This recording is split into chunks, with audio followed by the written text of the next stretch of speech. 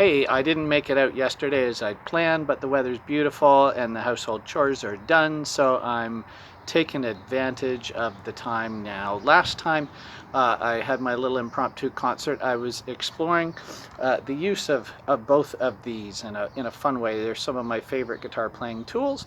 Of course, most people know this as a capo, but the correct term is actually a capo. It is short for capodastro. I'm indebted to Tom Hunter, one of my childhood guitar teachers, for teaching me the correct term. However, I have long ago given up the quest of correcting the entire guitar world that still wants to call it a capo, so I now call it a capo too, because it's a pointless quest. So it, as you may know, cuts off all the strings, shortens the lengths of the strings, and makes the guitar higher, and allows you to use the same fingerings that you would down here, higher up, and changes the key. This is a cut capo, and if you look closely, you'll see it's shorter.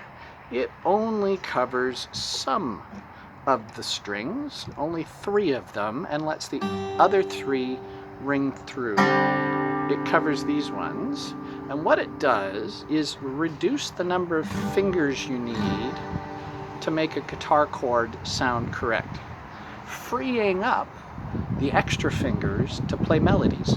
So here's a standard D chord. I take these 2 fingers off and I still have the essence of a D chord, and now these extra fingers can fiddle around with some melody notes.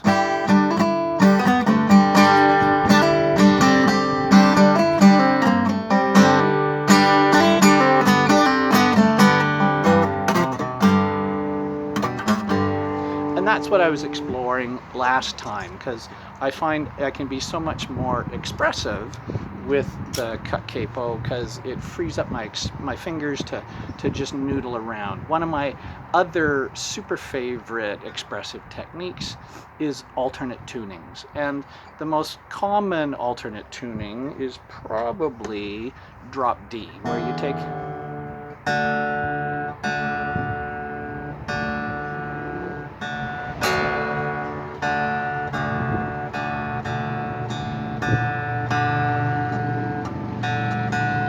low E string, drop it down to a D, and then you get a 6-string D chord, and it just sounds really deep and bassy.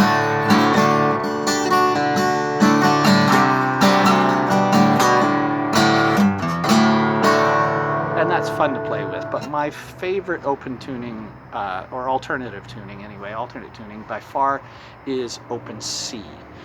So I take my G and my B strings, pluck them together,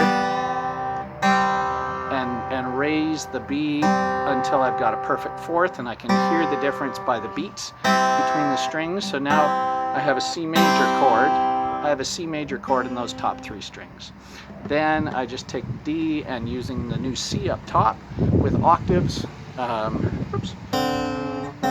drop the D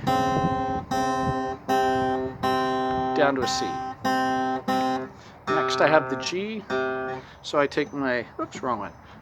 Next I have the G, and I take my A underneath it, drop it down till they're an octave apart.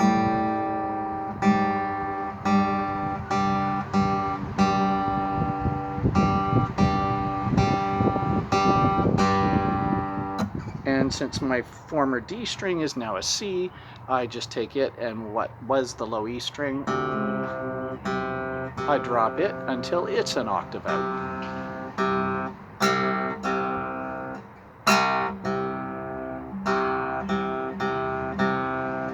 There you go. And what that means is I now have 6 strings forming a chord. No fingers on this hand, and I have a C major chord open. And that's the trick behind a lot of old-time blues, because you can now use this thing, which is another favorite expressive tool of mine.